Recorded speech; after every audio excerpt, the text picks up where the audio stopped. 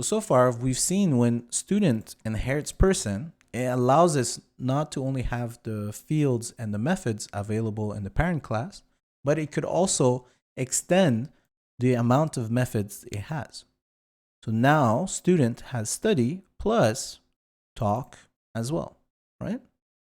So there's another thing we could do the same in real life is sometimes we inherit some features or functionalities, but then we replace those values.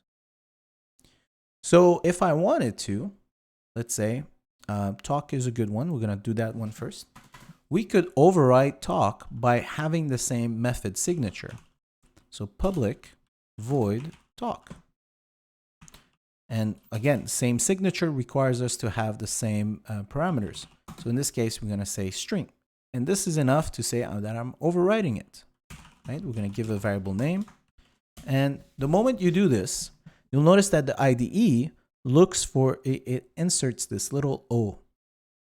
O representing override. So we're overriding, and you could see the arrow, we're overriding a parent method. And from the parent, you could see that there's a O with a lower arrow going downwards. So this is basically saying that this method got overridden in student class. And in this case, we're saying we're overriding the method in person, defined in person, right? By doing this, we could redefine how it does something. So normally it says first name says message. This time we could maybe inverse it. Message plus was said by, let's say first name. So now when we run this, let's clean up this thing a little bit. I'm going to remove everything else just so it's a bit cleaner. Now, when a student talks comparatively to a teacher, you'll notice that the students are going to say the message first, and then it's going to say was said by John. Mia was said by Jane. But in the case of a teacher, since it didn't override it, it would normally say Reza says woof, the normal way that we defined it. Now, when you overwrite, normally in Java, you want to make sure that no mistakes happen. Remember that you could only overwrite if your method signature is correct. So that would mean the method, there's two rules. The method signature is correct and it has the same name. Those were the rules for overriding. So if we look over here, we wrote talk, and we have a parameter type of string, parameter type of string. If I ever change, let's say, if I mistake and I put an S in there, you notice that now it's not overriding.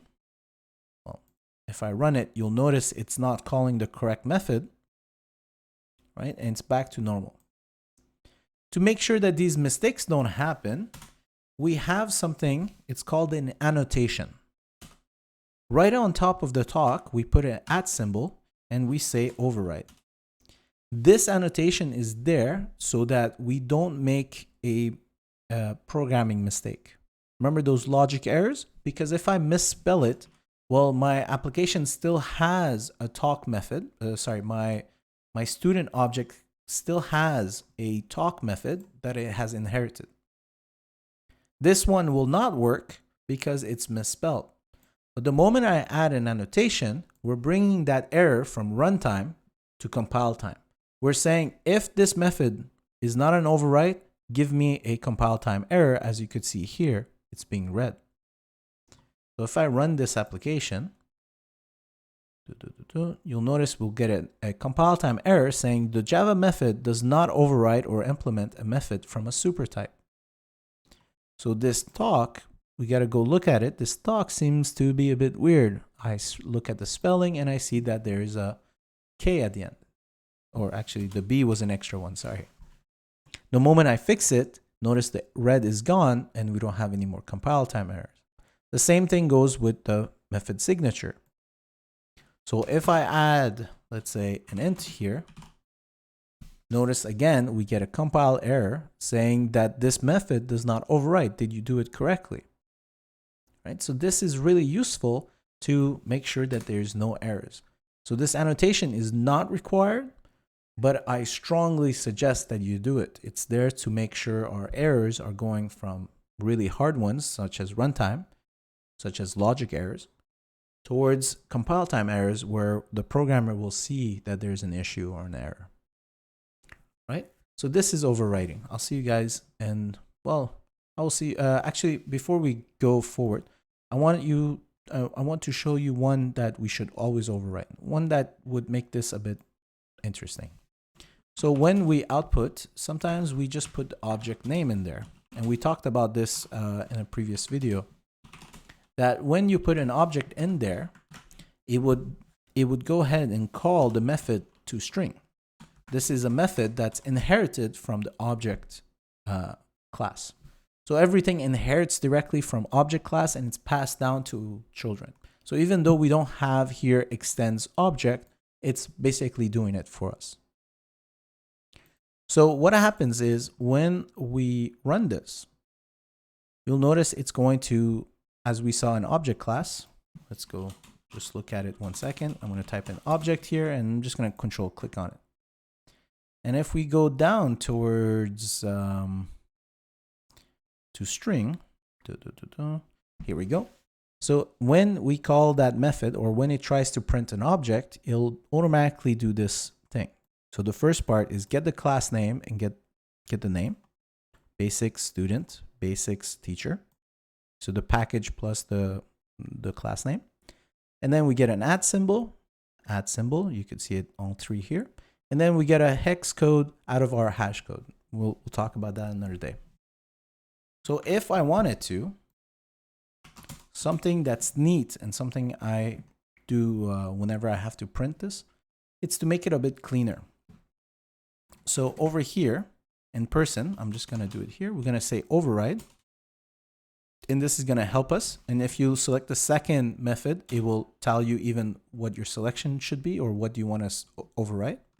We could also initiate that in the IDE by holding down Control and pressing O for override.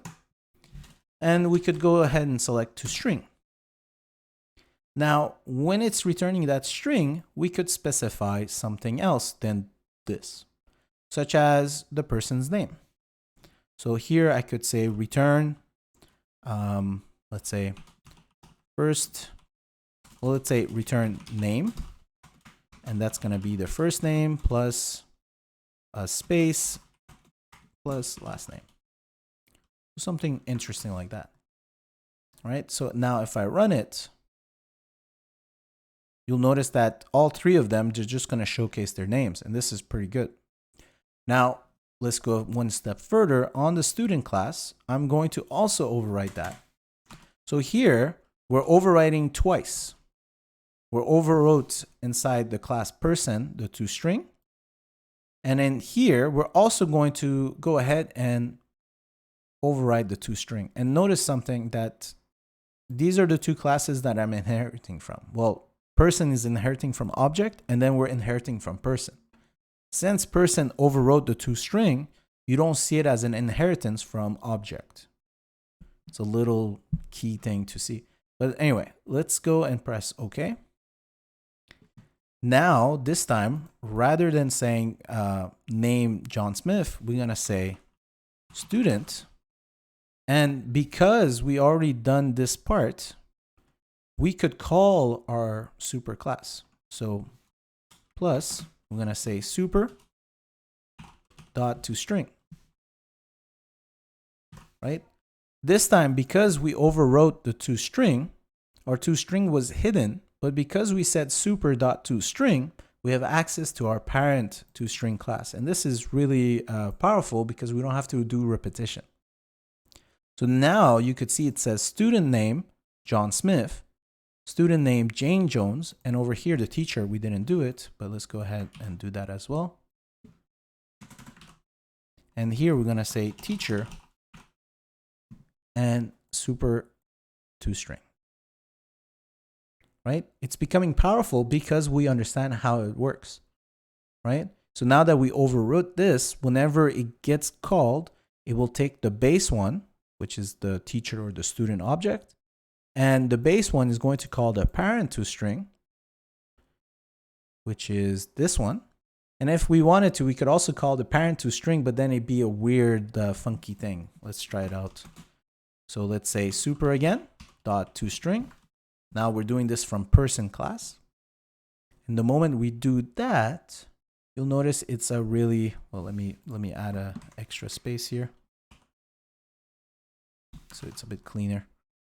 You'll notice it's a bit too much information type of thing, but we always have access to that extra information. This is something we need to remember, right? And like this, if I ever need to change something, I change it one place and it changes everywhere. If I need to hide something, we could override those methods, right? One last rule to note is you can't really overwrite static because it doesn't belong to the object. It belongs to the class.